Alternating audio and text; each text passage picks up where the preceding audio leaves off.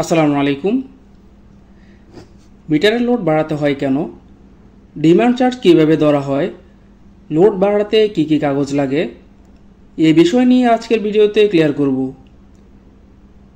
যখন আমরা মিটার স্থাপন করি তখন বাড়িতে ইলেকট্রিক লোড যেমন fan, light, rice cooker, oven ইত্যাদি এই সমস্ত লোড মিলিয়ে একটি বাড়িতে সর্বোচ্চ কী পরিমাণ লোড ব্যবহৃত হতে পারে তা হিসাব করে বিদ্যুৎ প্রতিষ্ঠানে একটি চুক্তিবদ্ধ করতে হয়। তাই হচ্ছে আপনার ডিমান্ড লোড। ধরি আপনার বাড়িতে লোড হচ্ছে 2000 ওয়াট বা 2 কিলোওয়াট, যা আপনি বিদ্যুৎ প্রতিষ্ঠানের সাথে চুক্তি করেছেন। কিন্তু কিছুদিন পরে আপনি বাসায় একটি 1.5 টনের এসি লাগিয়েছেন।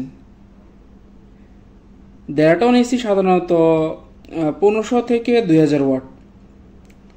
তখন আপনার বাসায় মোট লোড 2000 প্লাস 2000 মোট 4000 ওয়াট। দেখা যায় আপনার চুক্তিবদ্ধ লোড হচ্ছে 2000 ওয়াট, কিন্তু বাসায় লোড হয়ে গেছে 4000 ওয়াট। তখন দেখা যাবে অতিরিক্ত লোড ব্যবহারের কারণে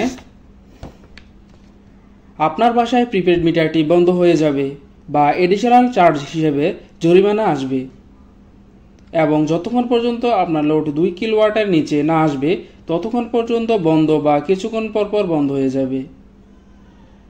নিরবিচ্ছিন্নভাবে বিদ্যুৎ পেতে হলে আপনি বিদ্যুৎ প্রতিষ্ঠানের সাথে লোড বাড়ানোর চুক্তি করতে হবে। আপনার সর্বোচ্চ লোডের উপর যে চার্জ নির্ধারণ করা হয় তাই ডিমান্ড চার্জ। আপনার চুক্তিবদ্ধ ডিমান্ডের উপর এই চার্জ নির্ধারণ করা হয়। সাধারণত আবাসিক 1 কিলোওয়াটের জন্য 42 টাকা। চুক্তিবদ্ধ 4 কিলোওয়াট হলে 42 গুণ 4 168 টাকা, যা আপনার প্রতি মাসেই কাটবে।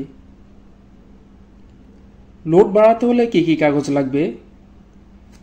এনআইডি, ছবি, বিলের কপি বা মিটার কার্ড।